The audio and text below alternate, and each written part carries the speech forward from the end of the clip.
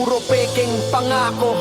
Ang mga Duterte, Marcos pa din kami. Kahit anong mangyari, pinayabong ang bansa. Kita mo ang ginawa, ang tunay na boses naming mga maralita.